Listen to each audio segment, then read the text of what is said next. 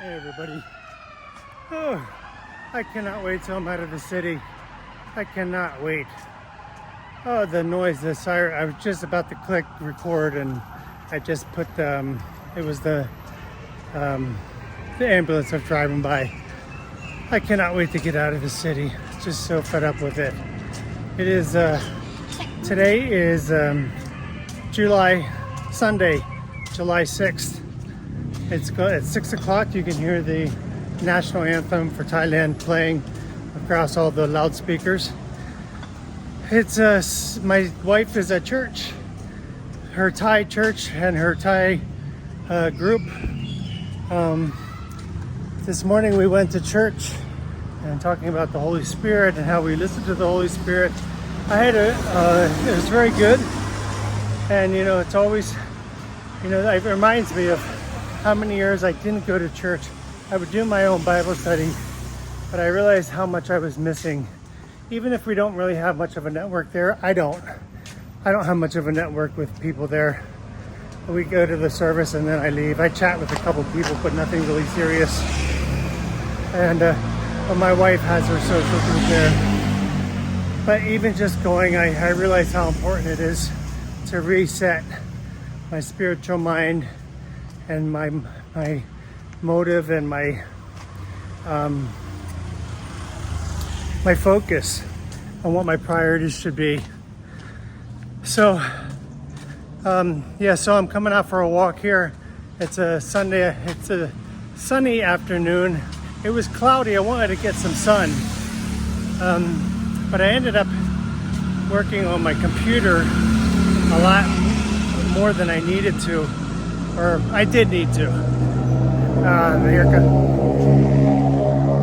Oh, I can't stand the motors. I mean, even on a Sunday, just really awful. Just such a blasting to your senses, and your sense of peace. When I go to Laos, it's just so peaceful at our house, so quiet. So, what was I talking about? Oh, so I'm working on my videos for this week. And I don't know what happened. I started playing around with the icloud feature, and I don't really understand it. It's very, I've been using Mac for a long time, and I still don't fully understand the operating system and how some of it works. Windows is much easier for me. I've been using that most of my life. But the operating system, Mac, I just cannot really figure out that well, and especially this iCloud service and features. So I was watching a couple videos on there. And so what happened was I had some videos. I don't know what's going on here. I don't know what they're doing. Every time I come by here, there's these people in these vans. I don't know if they're selling stuff outside their vans or what are they doing? What are they doing? What are they doing in there? The guy looks like it just took a shower. But where? I don't know, weird. Maybe something here some government buildings. So, where am I? Rabbit hole. Too many distractions. So I did some changes. I made some changes on the iCloud. What my problem is that when I'm putting some videos onto my Mac, they're automatically uploading to the iCloud, and I don't want that. I don't want them to upload. I don't want them saved and backed up, because they get backed up, and then for some reason when I go to use them and merge them together into iMovie, I have to re-download them onto my computer, and I don't understand what's happening, and I don't know how to turn that off. So I've been watching videos and I get very frustrated because you don't know which video is there that can really help me. I've got to watch through how many videos how many 15, 20-minute videos of people explaining how these things work. Explaining how these things work, but I don't understand it. Or it doesn't give me the answer that I need. So what I ended up doing was I just on a happenstance, I thought about I'm going to check with Chat GBT, OpenAI. So because then there were some files that I couldn't even download. They were like corrupted. I'm like, what is going on here? I couldn't delete the files. I couldn't delete the folder. And I think I spent several hours trying to do this. And I never saw anything with it. And I don't know what I did. So I put it into ChatGPT, what the message was. And within a couple minutes, I resolved my issues. It showed me exactly what I needed to do. You know, it didn't work perfectly. And I kept updating it. Okay, this is the message now. They say, oh, okay, you need to do this. And it gives me options, and it also explains what the heck I'm doing. And I said, I don't understand why this happened. And it gives me some reasons why it could have happened. It's so cool. I cannot believe it, you know. I can't imagine this stuff I would have had before. I never had this stuff before. You know, you just end up, unless your computer whiz, you end up stuck with these problems. But I just resolved within an hour with ChatGPT. I resolved, I think, all of my issues, although I still am not very clear on how to stop this computer from uploading every video I copy over to it so that I can work on it in iMovie. Anyway, I'm just using functions and apps that I never used before. And the other thing is chatting with ChatGPT, I said, I don't understand where all my space is going. I have deleted almost everything on my computer except what I'm using, and I am saving it to the cloud. And then it gave me some coding to plug into Terminal, one of the apps, to figure out what's going on and what's using up my space. And it helped me figure it out. I've got almost 100 gigabytes worth of music on there, and I've not listened to iMusic. These are my own downloads. These are music I burned to my hard drive a long time ago. From the 80s and 90s, my CDs, and I just never threw them out. But I have not listened to music in more than 5 years, at least intentionally. So I've got almost 100 gigabytes right there in music. And so I'm like chatting with ChatGPT. I'm not sure if I want to get rid of this. And it gave me some options to consider on deleting them or not. And it's really amazing. I mean, it's like having a conversation with a technician that gives them that help that I can do it myself. Some of it I didn't quite fully understand, but because I'm not a coder. But yeah, it just really made a huge difference. And I think I resolved most of my problems, and I freed up about 50% of my hard drive, because I tried to save almost everything to the iCloud. The most sophisticated thing I do on there, aside from my Excel spreadsheets at work, is these videos now. And I still don't quite fully understand it. But yeah, so that's what I've been doing for the last 2 days when I'm sitting at the computer. And then I finally compiled all of my week 25 videos, and they were in 3 parts, about 20 to 30 minutes each. It's just long because I end up long-winded. I end up talking a lot, like I am right now.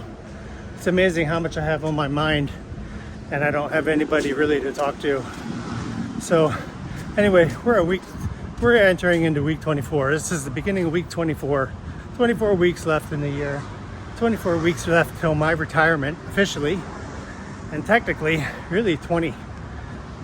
So really getting more excited about it,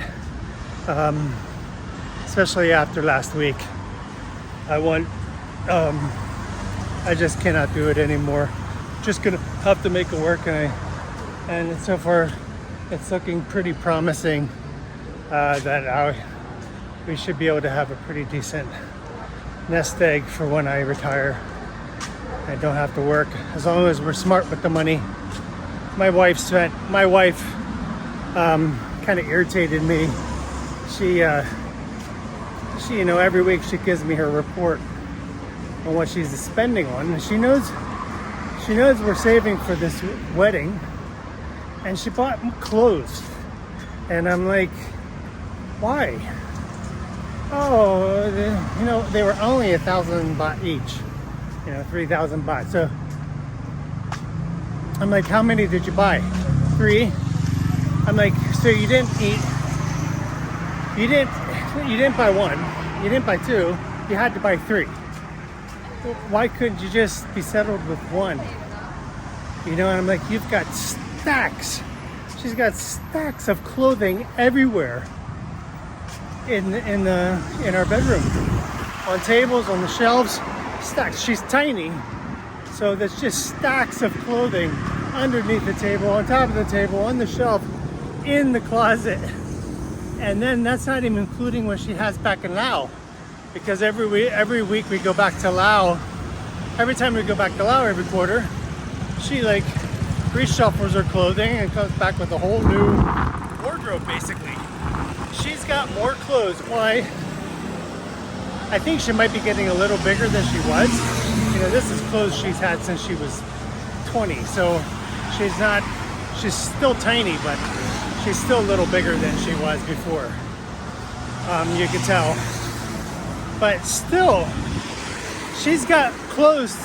She could wear a completely different outfit every day for the next 5 years. And I just don't get it. I'm like, why? Why'd you need 3? Why not just 1? To satisfy that urge. And I'm like, sweetie, we're saving for a wedding. This is going to cost a little bit. It's going to cost some money. Well, we might die tomorrow. I'm like, yeah, we could. So, yeah, but we probably won't. We might, but we probably won't. And she, well, we have to live for today. You might not have tomorrow. How do you argue that? How do you argue with the practicality of that? And I know that very well. I lost my mother, in seconds and way before her time. How do you argue, because if something did happen to her tomorrow, or me, it won't matter. I won't care. I'll be glad she got what she wanted. But I don't know what to do with it. I'm like, sweetie, I'm not buying new sneakers just to save for that. I am going to have to pay to bring her mother, her sister, and probably at least 2 kids for the wedding, and we're talking about a week. They're gonna just the travel here, and then the hotel. They're gonna have to stay in a hotel here in Bangkok, and then we're talking about going to the beach. And I'm looking at the beach, and renting 2 rooms is going to be more. I'm looking at decent ones. I just pulled the trigger today. I just said I'm overthinking this. I'm thinking, should I get?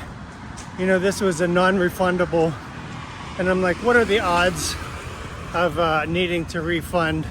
Because you have to pay anywhere from $150 plus to get a non-refundable, which is almost 25% of the cost of it's another 25% cost added on just to have a date to refund. And I just think I'm like, is that worth it? It's only worth it if you need it. You'd rather get something back rather than nothing, especially when it's several, $500 or $600. So anyway, and then I don't even know who's coming. This situation with the wedding is so fluid in the sense of who's coming. Now it's 2 kids might be coming with them, and anyway, we wanted to take them to the beach. We want to have something kind of honeymoon-like. We've gone on a honeymoon, but we wanted something honeymoon-like, and they would really love to go to the beach, and I would really love to take them there. And so I just pulled the trigger this morning or this afternoon and got 2 rooms for 2 adults each room, and poolside, so you can walk right out to the pool. Same like I had before. So it's a little more expensive, but I don't get the refund. If we don't use it, we lose it. So $550 for 2 nice rooms, 2 big beds, and then if any of the extra kids come, then we just pay a little extra for an extra bed, or for someone else to sleep in there. But we'd get a kids rate. I think it's just safe to pay for the adults and 2 rooms. But just her and I haven't concluded this argument, and I don't know what to do about it. I don't want to be stingy, but I'm like, I'm not buying anything extra. We still need to pay for that. And she's like, well, God will provide. I don't know what to do with that. It's very, she's been this, she doesn't spend a lot of money. And she doesn't ask for a lot of stuff. Her big things are, like, she gets a special makeup. For some reason, she's got to have Bobby Mac or whatever it is. Bobby Brown. It's Bobby Brown, now it's Mac. And then that's what she's got to have, or this Eucerin, or I don't know what it is. But every other, so it's quite a lot of money every month or every other month. When she goes to this pharmacy to buy this stuff, at least she tries to buy it at a good price. But I just don't understand. She's got a few hang-ups with certain things she needs to have, and then just this. Every time, I don't want to take her to the mall. It's like automatic. Every time we go to the mall, she needs a new pair of running shoes. And it is something that she does. But she's got like 5 pair, less than a year old. So I don't go because I don't want to have to. And I really do need another pair of running sneakers because mine are completely no teeth at all. They're 2 years old, and I use them heavily. But I don't want to go because she's gonna want a pair again. So I guess every marriage has this kind of thing. It's frustrating. It doesn't make me angry. I just don't know how to get around it. I don't know I want to bring it up and talk through it, but then she gets kind of upset, or we just can't get a conclusion. And I'm like, she just doesn't see me saying, can we save the money for the wedding, for the wedding, which I only made a small deposit. I still have to pay the full amount to the church, and I still have to pay for all the other crap, the dress rental, the food, all of that stuff is coming. And when I try to explain that to her, she doesn't get it. It's something she's just not getting. Well, God will provide. Yeah, He's providing through my job. But I only, if you only get paid $10, you can't spend $11. It's just, I don't get it. I don't get it. I don't know how to get it through to her. This doesn't happen often, but when it does, it's very frustrating because I'm pretty frugal. I'm generous. She can get what she wants, but when I try to have this goal with her, with money and stuff, something's not registering, and I think it's that third world mentality with having no money. I understand it. The culture of poverty. They spend the money when you get it because you might die tomorrow, and tomorrow might never come. So you enjoy it now. And I'm coming from a culture where you save. Well, not if you look at the statistics in America. People don't know how to save. Like more than 50. I just saw a statistic where more than 50% of the people, if you have $4,000 saved, just save $4,000, you have more money than 50% of the people in the United States. $4,000. You have more money than 50% of the people in the States. You know, that's why I like watching these statistics videos, you know, how much net worth and stuff like that. You know, if you have more than $500,000, you're in the top 15% of the population of wealth. I think it's 700 or 750,000, you're in the top 10%, 10 to 12%. It doesn't seem like a lot. If you're investing, if you're educated and you have a good job and you're saving and investing, that doesn't seem like have a lot. And I don't have it because I didn't, but I'm not as bad as not having $4,000 in the bank. You know, and most people have more than $10,000 in debt, credit card debt. Anyway, I went off. Anyway, this is the clash of cultures. You know, this is a raw conversation. This is a YouTube channel for talking about the real life struggles of being married cross-culturally and with someone from a very different culture. You know, for the most part, she doesn't spend money, and she's cautious and conscientious about getting good quality stuff. But this is just a few things. It's this. Oh, she has to have this bag of pharmaceuticals with her constantly, and then she has to have these very specific makeup brands. And I'm like, who do you think you are? You're not a model. Why do you have to have the best, absolute best? You know, where did you get that in your mind when, you know, if you say you didn't come from money, then why do you need the most expensive thing you can get? I don't understand. And then she'll go and be relatively cheap with certain things like clothes. So she can get a bunch of clothes for the same amount of money that she could get just one quality thing. I don't know. Yeah, so as I was putting the videos together yesterday, you know, I went to the one place I like to get my buy one get one free. And I tried it with the inline mic, and it's just too noisy. It's horrible. I'm listening to it and I'm like, I don't know if anybody's gonna want to listen to this. The traffic is horrendous. So unfortunately, I won't be able to make any videos there. I'm gonna have to go get my coffee and then walk somewhere a little more quiet. Even here, it's Sunday afternoon, and this is just insane. The amount of traffic and noise, just insane. It really, if I had to be outside in this all the time, it would drive me nuts with this kind of traffic and the noise pollution.